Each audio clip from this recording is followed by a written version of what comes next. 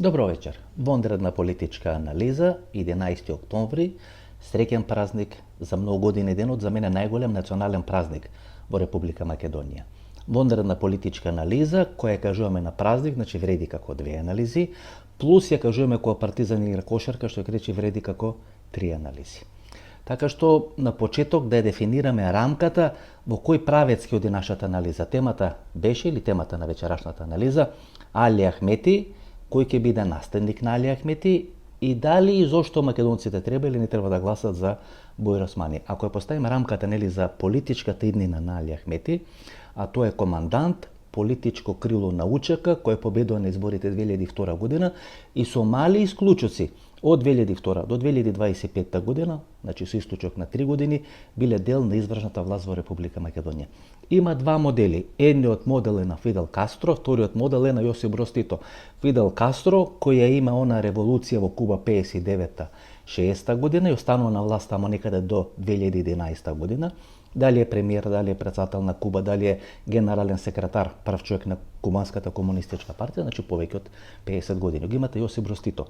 Јосип Броз Тито, после неговата смрт 1980 година, 10-11 години по неговата смрт се распаѓа СФР Југославија, што рече не е најден наследник на Јосип Броз Тито и бидејќи нема наследник на Јосип Броз Тито кој би застанал на чело на комунистичка партија, кој би застанал на чело на СФР Југославија и што е најважно би имал под контрола Југословенската народна армија, таа држава не можеше да ја издржи смртта на Јосип Броз Тито.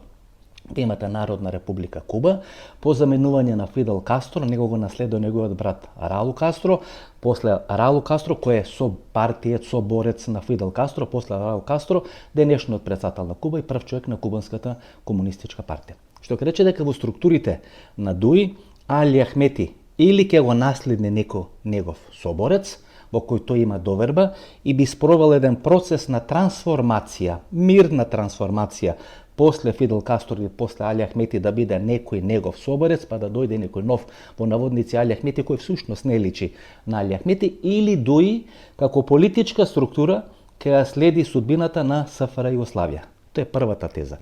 Втората теза, ДУИ пред 3 или пред 4 години, точно чувствува тогаш кога Хашим Тачи го испраќаат на топал гулаш или топал оброк 3 пати на ден, точно ја разбират пораката на времето, дека нивното време полека истекува, дека мора да се трансформират и прито тие се трансформират во зелена агенда или зелена партија.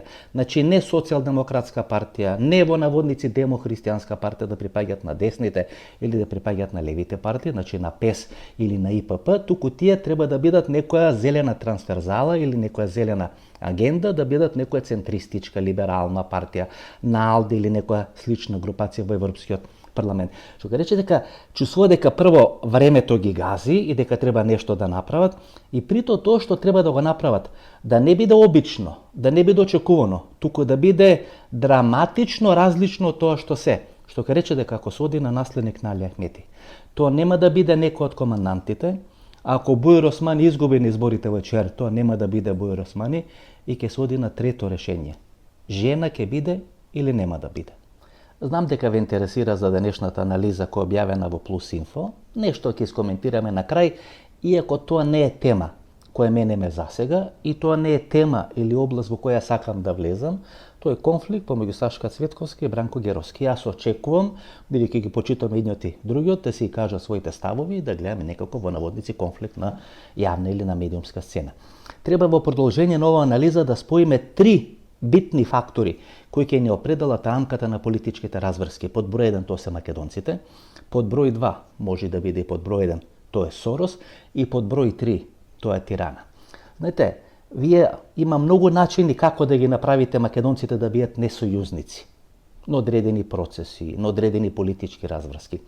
Најлесен начин да ги направите македонците да не учествуваат во одредени процеси, да ги мрзат одредени процеси, да се чувстват изфрустрирано од одредени процеси, е начело на тие процеси да биде Али Ахмети или неговата партија ДУИ. Во оној момент кога вие ДУИ ќе ја направите фронтмен на одредени процеси, тогаш вие ќе ги исклучите македонците од тие процеси.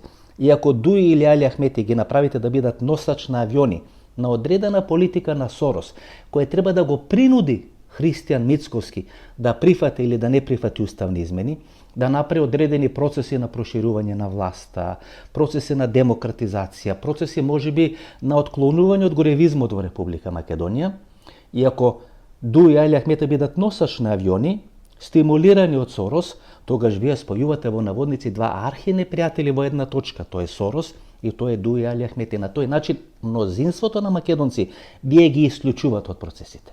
Ги тргате на страна.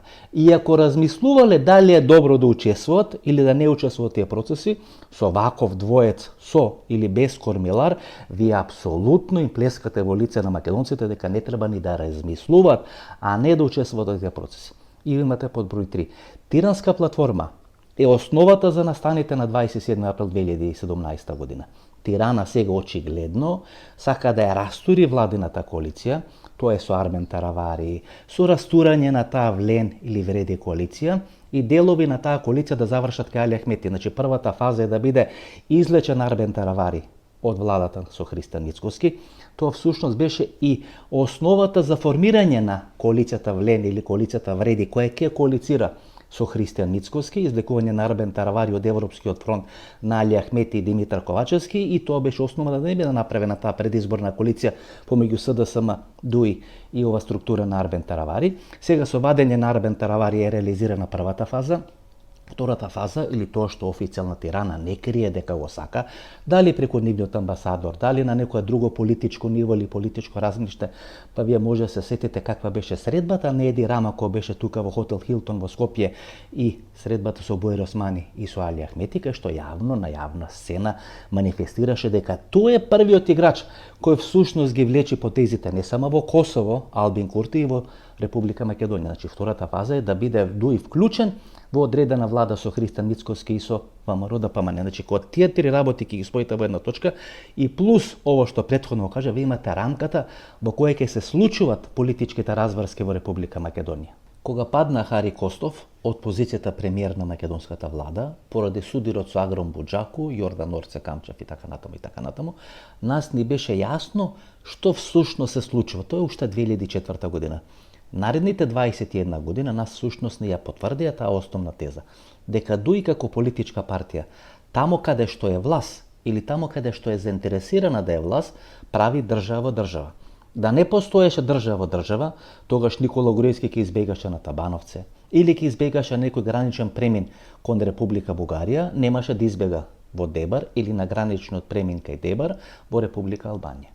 И всушност на тој начин Дуи манифестираше дека се држава држава и дека без нив во одредени делови на Западна Македонија тешко може да има функционална власт. Тоа е под број 1. Под број 2, колку победници има на изборите во Република Македонија? Еден победник, ВМРО ДПМН, два победници, Дуи и ВМРО ДПМН, тоа беше суштината на Мајскиот договор. После изборите на 11 декември 2016 година беше напуштен принципот на победник со победник, односно да има два победници на изборите во Република Македонија, и ВМРО ДПМН е наметна одредена стратегија дека се тие победник на изборите, бидејќи се тие победник на изборите, тоа што не можеше да го направи Зоран Заев 2016-2017, тоа што не можеше да го направи Зоран Заев 2020, бидејќи Дуи водеше кампања ПСЕО Албанец за премиер, тоа го направи Христијан Мицкоски, тоа Дуи не го прифаќа. Гледате, ако имате победник со победник, односно има два победника на изборите, тогаш Македонија е белгиски модел. Во таква ситуација нема место за еден од двата клучни македонски партнери во власта во овие 34 или 35 години. СДСМ и ВМРО ДПМН. Ако не постои СДСМ, тогаш може да се реализира белгиски модел. Гледате, функционирањето и долгорочноста на постоење на Дуи ја исклучува потребата од СДСМ како еден клучен и битен политички фактор на македонската политичка сцена. Дуи и СДСМ не се комплементарни, Дуи и СДСМ се исклучува, затоа е многу битно овие што се гласачи на СДСМ да сватат дека нивни интерес не е Бојар Османи да победи во ЧАЕР, туку нивни интерес е Бојар Османи да изгуби во ЧАЕР. Бидејќи ако постојат ВМРО ДПМН, СДСМ и Дуи, Дуи може да биде еден од партнерите, дали со ВМРО, дали со СДСМ. Тогаш имаме швајцарски модел, во наводници еден вид на кантонален модел на уредување или на политички договори во Република Македонија. Ако СДСМ не постои, ако имаме победник со победник, победник е македонците и победник е албанците, тогаш имаме белгиски модел. Фламанци и фландрици, значи што се вели. Дали холанѓаните, дали французите ќе формираат влада во Белгија или заедно ќе формираат, или тие преговори ќе траат 9, 10, 12 месеци и безмалку 1/4 од секој мандат ќе се поминува во процес на формирање или договарање на одредена влада. Ко така ќе ги поставите работите, тогаш ДУИ ќе се обиде тоа што сега го прегледате од овие кандидати за градоначалници. Дали 1/4 се кандидати на ДУИ, другите 2/3 или 3/4 се кандидати на коалиционите партнери. На тој начин ДУИ сака да покаже дека ВМРО-ДПМНЕ нема проблем со ДУИ, туку има проблем со албанците кои живеат во Република Македонија. Што ќе рече дека Али Ахмети и ДУИ сака да направат знак на еднакост помеѓу ДУИ и албанците, или тоа што ви обясних минатата вонредна политичка анализа. Ако должите $100, тогаш е ваш проблем, или ако должите $1000, но ако должите $1 милион, тогаш е проблем на банката која ви ги дала ти $1 милион или некој што ви ги поземил ти $1 милион. Така што во една ваква зовриена политичка ситуација, а затоа беше Артан Груби ставен на американската црна листа, тоа беа оние шатори протести пред Уставниот суд на Република Македонија пред една година, ДУИ сака да покаже дека тие не се борат за власт, затоа ДУИ не става на сигурни добитни места своји кандидати за градоначалници, туку тоа ги дава на Алијанса на албанците, на Арбен Таравари или на други политички субјекти. Зошто? Бидејќи ВМРО-ДПМНЕ не го почитува гласот на албанците, а не дека има проблем со ДУИ и со Али Ахмети. Ајде сегашните процеси сега, овие процеси кои постојат кај македонците и кои постојат кај албанците, чете ВМРО-ДПМНЕ и чете и ДУИ. ДУИ сака да биде дел на власта, ВМРО-ДПМНЕ не прифаќа ДУИ да биде дел на власта. Или како што Христо Мицкоски, уште долго време Али Ахмети ќе остане во опозиција и тоа е добро за државата, Али Ахмети да се реформира, да се трансформира и така натаму и така натаму. И ако двете политички структури, доминантни кај македонците и доминантни кај албанците, продолжат да ги водат тие процеси, тоа може да донесе до 3 или до 4 политички разврски во Република Македонија.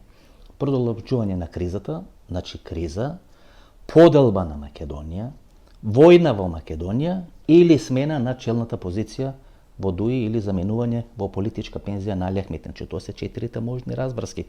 Продолбочување на кризата, војна во Македонија, поделба на Македонија или смена на Али Ахмети. Еднате кој ќе поставите, така може да има и смена на Христо Мицкоски, може да има паѓање на влада на Христо Мицкоски, нели? Тоа е исто анализа или модел или разврска која анализираме. Меѓутоа сега разговараме за Али Ахмети. Ние сме виделе неколку модели кога албанците се конфронтираат со албанците, кој да биде нивни представник во власта. ПДП, па конфликтот со ДПА, 1998 година тоа во интервју со Насер Зебери сме го разговарале, кај што тој објаснува како оделе разговорите помеѓу него и Доста Димовска, едниот представник на ПДП, вториот представник на ВМРО-ДПМНЕ, после изборите 1998 година, мислам дека 14 пратеници имаше партијата ПДП, 11 пратеници имаше партијата ДПА на Мендух Тачи и на Арбен Џафери. Во власта влего партијата на Мендух Тачи, бидејќи тие прифаќаат тоа што ВМРО-ДПМНЕ им го дава. Партијата ПДП преку Насер Зебери не прифаќа тоа што ВМРО-ДПМНЕ им го дава. Па се случува војната 2001 година и е повторно направена широка влада. ПДП и СДСМ се вклучени во таа влада. Па имате 2006-2008 година, Мендух Тачи и неговата ДПА, иако се губитници на изборите, се составен дел на влада на Никола Груевски, па се склучува мајскиот или се договара мајскиот договор, излегува од власта ДПА, во власта влегува Али Ахмети и ДУИ. И владеат 7-8 години со Република Македонија, се додека него напуштат самите принципот победник со победник. Значи ние имаме 2 или 3 модели. Ако сегашните процеси се продлабочат, тоа може да има радикализација на политичката криза во Република Македонија. Тоа може да го дозволат странците, но и не мора да го дозволат странците. Ако има радикализација на политичката криза во Република Македонија, тоа може да заврши со предвремени избори. Меѓутоа, еве и да направите предвремени избори.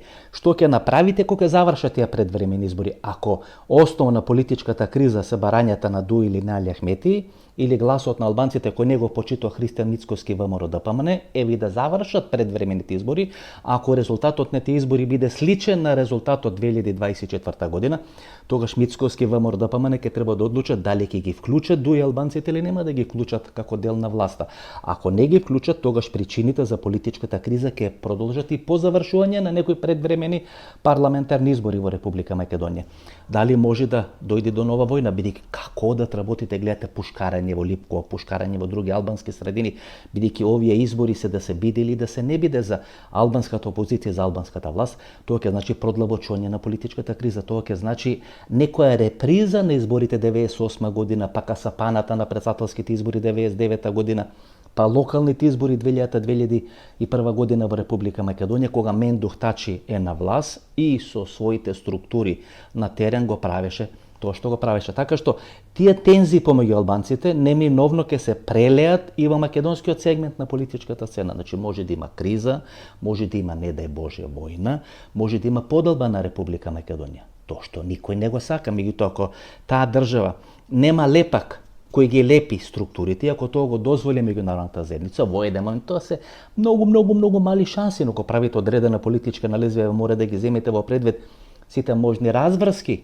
на политичката сцена, тогаш ќе дојдеме во една најрадикална разврска на политичките процеси во Република Македонија. Тоа што ја кажав минатата емисија, Христијан Мицковски нема ниту план, ниту концепт, ниту идеја како да ги решава проблемите. И тој ќе има најголем проблем поради немањето идеја, поради безидејноста да ги решава проблемите, и кога вие немате идеја како да ги видите, како да ги предвидите, како да ги решите, тоаш проблемите самите ќе ви тропнат на маса. Бидејќи немате концепт, неспремни ќе го дочекате тоа тропнување на врат од проблемите во Република Македонија. И под број 4 да имате смена на чело на ДУИ. Али Ахмети ја завршува својата мисија, ДУИ не станува составен дел на власта, и тоа лесно може да се случи. Бидејќи знаете, ВМРО ДПМН во сите во наводници албански места каде што е многу битно албанците да имаат свој победник на изборите за градоначалник, нови локални избори, дали е тоа Чаир, дали е тоа Тетово, дали е тоа Гостивар, дали е тоа Струга, плюс некакви гласови на СДСМ, ајде да претпоставиме дека соодносот помеѓу ВМРО ДПМН и СДСМ е 2:1. Ако ВМРО ДПМН има 3 или 4.000 гласови во Чаир, СДСМ има најмалце 1.000 гласови. Ако ВМРО ДПМН има 3 или 4.000 гласови во Тетово, СДСМ има 1 или 2.000. Тој избир на гласови на СДСМ и на ВМРО ДПМН, ДУИ нема леген на гласови од каде што може тоа да го компензира. И ако гласовите на ВМРО завршат на контото на Влен или на Вреди, плюс прекјутно гласовите на СДСМ да завршат нив, тогаш лесно може да се случи, ако меѓународната заедница не ги притисни во најголемите бастиони, каде што ДУИ брка победа, првенствено тоа е општина Чаир, да изгуби кандидатот на ДУИ и тогаш да се влезе во еден процес на незадоволство, роварење, ферментирање и конфронтација внатре во структурите на ДУИ. Тогаш ќе се постави под знак на морање четвртата точка. Дали начело на ДУИ мора да дојде до лидерска смена за ДУИ да се квалифицира да биде составен дел на некоја идна влада во Република Македонија. Ја прашавме вештачката интелигенција какви се политичките процеси во Република Косово и во Република Албанија. Еве што вели вештачката интелигенција. Во кабинет влада на Косово има 6 жени од владата на Албин Курти, која нели сега во заменување. Доби мандат и сега ќе ја формира или нема да ја формира новата влада. Значи во владата во заменување, како што вели вештачката интелигенција. Еве и нешто да е промашено, меѓутоа битни се процесите. Не е битно дали се 6, дали се 5, дали се 7, битни се какви се процесите, некој сооднос на мажи и жени во владата на Албин Курти. Како вели вештачка интелигенција, во кабинетот владата во Косово има 6 жени од вкупно 18 министри плюс заменик премиер. Значи 1/3 од министрите во претходната влада на која истече мандатот на Албин Курти биле жени. Едно од нив е претседателката, колку жени се вклучени нели во политиката, едно од нив е претседателката на државата Вјоса Османи, која е актуелна претседателка на Косово од 2021 година. Значи Косово веќе 2, односно 3 мандати има жена како шеф на државата, како нашата Гордана Силјановска Давкова. Предходно Јахјага, значи пред Вјоса Османи беше Јахјага прв човек или прва жена на Република Косово. Министерката Гарвала, министерката за надворешни работи, потекнува од мокно емигрантско семејство од Косово, оние убиства кои беа во бриселските улици за кои сме разговарале со Божа Спасич, каде што сојузната удба била вклучена во одредени атентати во Брисел, односно главниот град на Белгија, белгискиот модел, нели што го разговаравме сега пред неколку минути, како во наводници можно политичко решение на проблемите во Република Македонија. Значи дел на таа емиграција е вклучена во политичките процеси. Керкан, еден од најмокните играчи албански во имиграцијата, е министар за надворешни работи на Република Косово. внимавајте во Албанија што вели вештачка интелигенција. Во албанската влада, составена од Еди Рама, 12 од 17 членови се жени, што е рекордно мнозинство на жени во кабинетот на една влада во Албанија. Прито и првиот човек на албанскиот парламент е жена. Што сакам да кажам? Во структурите на ДУИ, после Ермира Мехмети и после Теута Арифи, значи првата беше градоначалник на Тетово, Ермира Мехмети, која многу и пред Артан Груби, пред Буер Османи, имаше политичка кариера и после бомбите беше брутално пуштена низ вода, веќе нема формирано нов женски лик кој може да ја замени или да се наметне на политичката сцена во структурите на ДУИ на албанската политичка сцена. Овие команданти кои произлегот од војната 2001 година, под број 1 состарени и под број 2 голем дел од нив, а раците им се брцнати во медот. Фатени се во криминали и лесни се за манипулација. Лесни се за оценување, што рече дека ако таа структура не игра, тогаш Али Ахмет е оставен на еден бришан простор. Ако му биде политички елиминиран Буер Османи, имаше еден таков обид на ланските претседателски избори и тој се спаси бидејќи беше победник во албанскиот дел на претседателските избори, ако изгуби од Изет Меджити на изборите во општина Чаир, тогаш ќе биде елиминиран и Буер Османи. Тоа одговара и на ВМРО ДПМН, тоа одговара и на СДСМ. Малку одговара, што се вели, малку не одговара. ВМРО ДПМН останува без тема, бидејќи ако го нема Буер Османи, го нема Бојан Маричич, го нема Димитар Ковачевски, ги нема носителите на францускиот предлог во Република Македонија. Тогаш ВМРО ДПМН нема со кого да игра пинг-понг. Пинг-понг игра со Буер Османи. Како може не македонец да преговара за идентитетот на македонците во преговорите со Бугарија? Тоа е нели омилената теза на Христијан Мицковски. Тогаш командантите треба да играат, ако не се командантите, треба да биде некоја жена или треба да биде некоја радикално решение. Ако го нема Буер Османи, кој по вокација, по својот политички хабитус, е многу повеќе ВМРО, отколку што е СДСМ, таму е Изет Меджити СДСМ, а Буер Османи е ВМРО и секогаш кога беа заедно во партијата ДУИ или она структура под Али Ахмети, едниот беше за повеќе или поблиска соработка со СДСМ, Буер Османи беше за поблиска соработка со ВМРО ДПМН. Ако го нема Буер Османи, тогаш на бришан простор Али Ахмети. Али Ахмети, па празен простор, подредена командантска структура, чиј рок на траење е драматично истечен и која нема политичка изгледност. Може да е Тала Џафери, но тој ја заврши својата политичка кариера да биде прв сео-албанец за премиер во некоја македонска влада. Во таква ситуација, која е жената, која може да играе? Не велам нека ќе биде жена, но само анализирам. Знаете, ако ДУИ размислува и одлучува зелената агенда да биде нивна гума за спасување од која Хашим Тачи го праќат на топал оброк 3 пати на ден и барат радикална разврска, а не нормална или вообичајна разврска, тогаш ако не е командант, ако не е Буер Османи, може жена ќе биде наследник на Али Ахмети. Имавме една дебата со Билјана Ванковска, некога стана и замена од интервјуто, туку е некоја дебата со Билјана Ванковска, каде што таа анализираше дека сигурно ќе пропаднат Соединетите Американски држави. И тогаш јас реплицирав дали може точно да ни каже кога ќе пропаднат Соединетите Американски држави, бидејќи сите империи пропаднале. Од Египет, Месопотамија, Стара Грција, Спарта, Атина, Рим, Александар Македонски.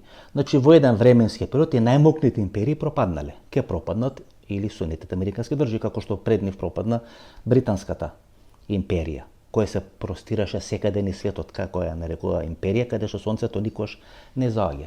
И моето прашање беше дали може точно да ни дефинира кога ќе пропадне империјата на американците, за да можеме ние да се прилагодиме.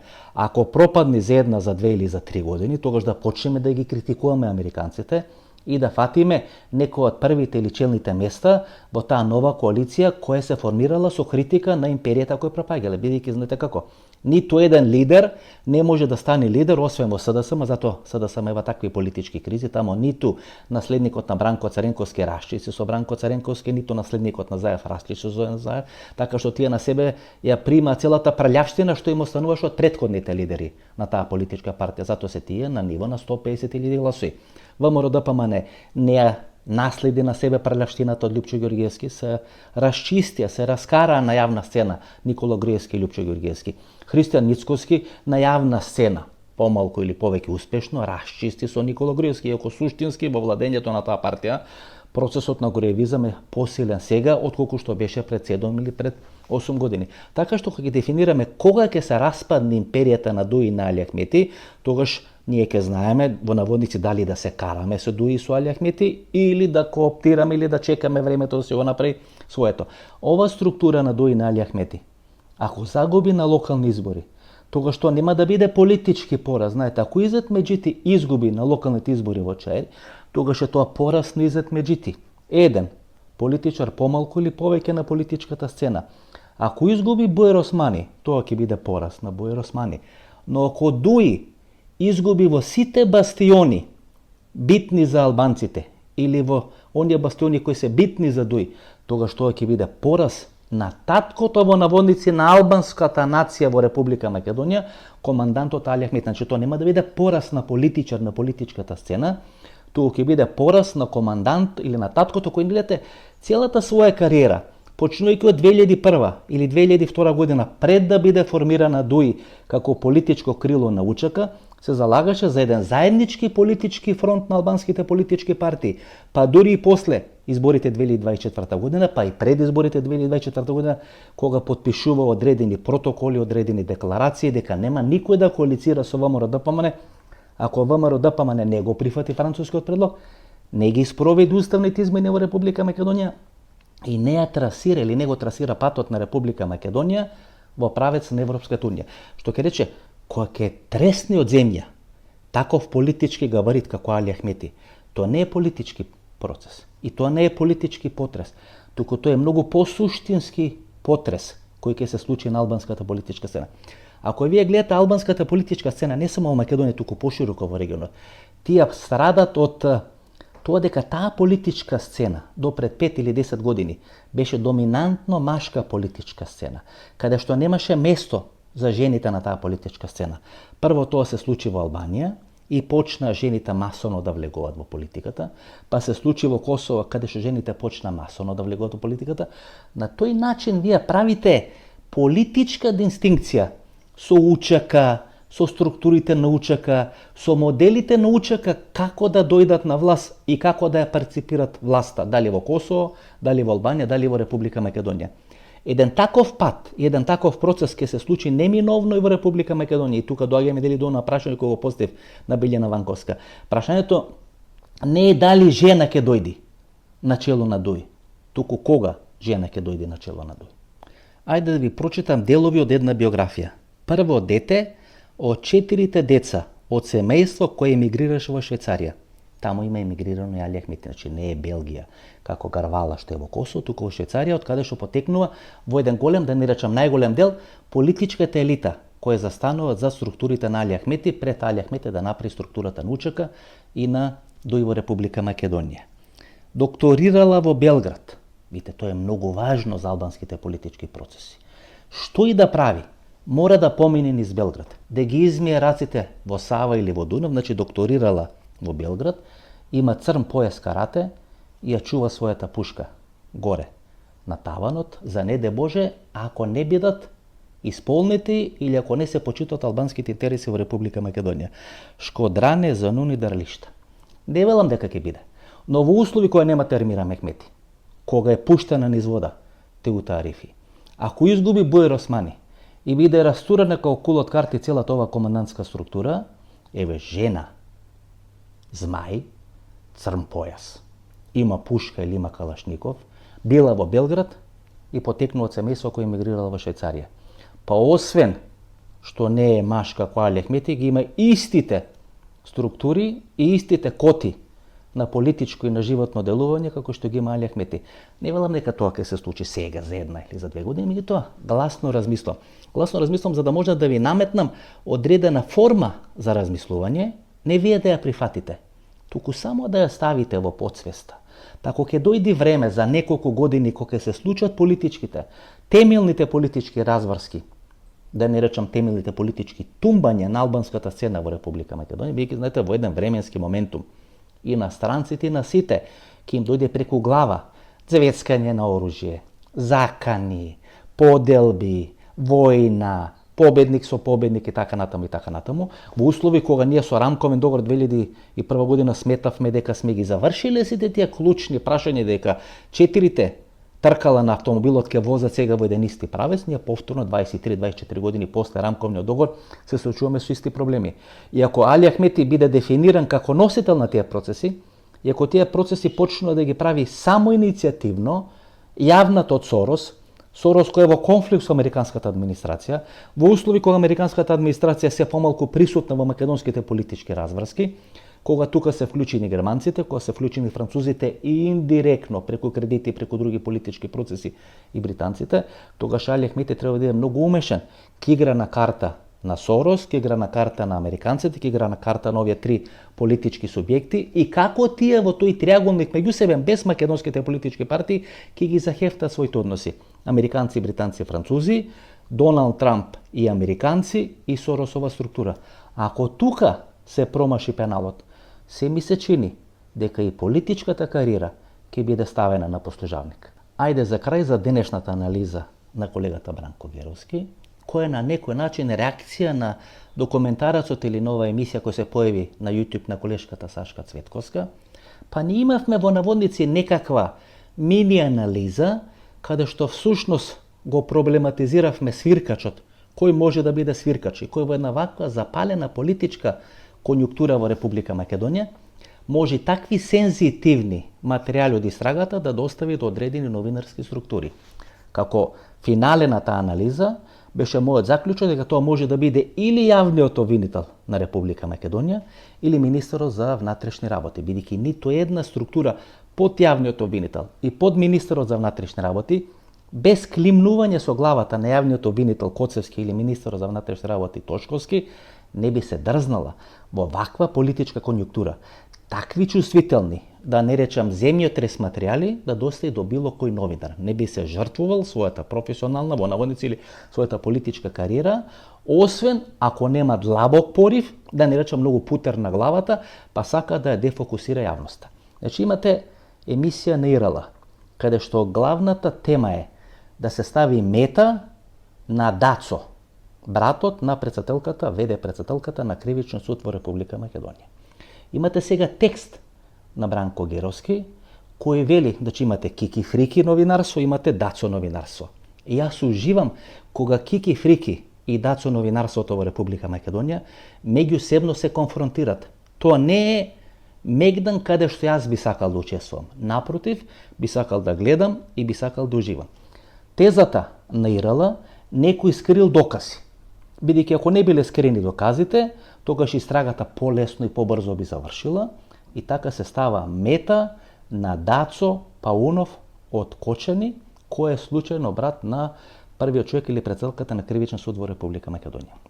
Геровски вели, не се точно презентирани сите битни работи во тоа истражувачко новинарство.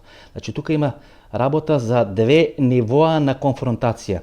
Под број 1, дали точно се интерпретирани или погрешно наодите на свиркачот. Значи свиркачот им дал информација на едниот и на другиот, едниот погрешно ги презентирал информациите на свиркачот, вториот вистински или правилно ги има интерпретирано информацијата од свиркачот.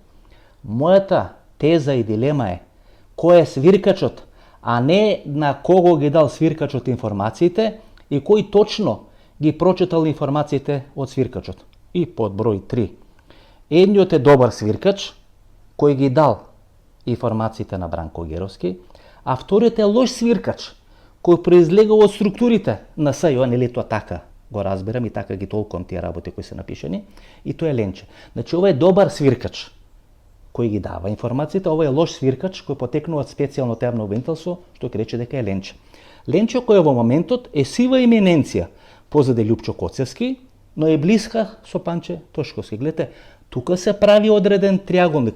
Тој триаголник е тој конфликт кој сега ќе ескалира, всушност потекнува од Кочан Ѓушев. Гледате, она битка, како да наречам, историска битка на македонските новинари, да се пресметуваат со олигархијата во Република Македонија. Кочан Ѓушев е олигарх, ама Пелистарка, која е во блиски роднински односи со Панче Тошковски, бидејќи неговата сопруга е прва братучатка на газдите на Пелистарка, тој не е олигарх. И знаете, кога вие ќе почнете да градирате добри и лоши олигарси, добри и лоши свиркачи, тогаш ќе имате драматична конфронтација на кики и фрики и дацо новинарство во Република Македонија. Тоа не е моја битка. И имате уште едно ниво, уште ова околу 30-40 секунди ќе завршиме вонредна политичка анализа. Виновен не е Панче Тошковски. Виновен е Оливер Спасовски. Бидејќи Оливер Спасовски во овие информации и телефонски разговори или СМС пораки кои добриот свиркач ги доставил на добрите новинари во Република Македонија, Оливер Спасовски се заканувал или се јавувал во Кочанската полиција да им прогледат низ прсти да работи ова дискотека. Ева Оливер Спасовски бил 6-7 години министер за внатрешни работи. И се јавувал, и интервенирал, иако нема доказ дека се јавувал и интервенирал, не да прифатиме дека се јавувал и интервенирал. Гледате која е таа подсвест. Ако министерот за внатрешни работи е виновен што работи една дискотека, тогаш министерот за внатрешни работи е виновен дека таа дискотека работела и од јануари 2024 година, бидејќи со исклучок на еден месец Панче Тошковски е министер за внатрешни работи од јануари 2024 година, па тамо до средината на март 2025 година, кога се случува ова стравична хаварија во Кочани, 62 жртви. Тоа е подсвест. Кога вие го обвинувате министерот за внатрешни работи на претходната СДСМ-ска влада, поранешната директорка на УЈП на претходната СДСМ-ска влада, ако сте виновни, виновни ли се овие директорка на УЈП во ова влада на ВМРО и министер за внатрешни работи во ова влада на ВМРО ДПМН? Така што операцијата спасување на војникот Трајан, односно на Панче Тошковски, всушност покажува под број 1 колку е расколот внатре во ВМРО ДПМН, бидејќи суштинското прашање не е што кажал и како бил интерпретиран свиркачот, туку кој е свиркачот, и ако свиркачот е министерот за внатрешни работи, тогаш може ли да претпоставите тие лоби групи и кланови внатре во структурите на ВМРО ДПМН, кои едва и се договорија кој да биде ВД председателка на кривичен суд во Република Македонија, тогаш тие ќе излезат од своите робови и ќе почнат да се конфронтираат на сцена. Значи ова е операција за санирање на штетата. И под број 2, ако вие треба да ги обвините подсвесно министерот за внатрешни работи и директорката на управата за јавни приходи, тогаш вие всушност долевате бензин на огнот. Тогаш секој против секого ќе се бори во структурите на ВМРО ДПМН. Многу очигледно им има догорено до ноктите на ВМРО ДПМН, не поради СДСМ, не поради ДУИ, туку поради процесите кои не ги контролират, за да можат или да мора тешката артилерија да ја вклучат во меѓусебна пресметка. Затоа земите пуканки, уживајте и ова нема да заврши со ова втора епизода, ќе ги смират после одредено време, тука ќе се вклучуваат ЗНМ, Свети ЗНМ и така натаму, каде што ќе се пребројуваат по крвни зрнца новинарите во Република Македонија, каде што преку новинарите всушност лоби групите и политичарите ќе се пресметуваат, ќе треба да се префарли одговорноста на некои трети или четврти лица, но знаете како велат србите после оние пресметки во Белград во текот на 90-те години. Мала бара, пуно крокодила. Ова беше нашата вонредна политичка анализа. Уште еднаш, честито 11 октомври, најголемиот, најсветлиот ден во македонската историја. Да сме живи и здрави, се гледаме утре и за 2 дена, односно 3 дена во вторник.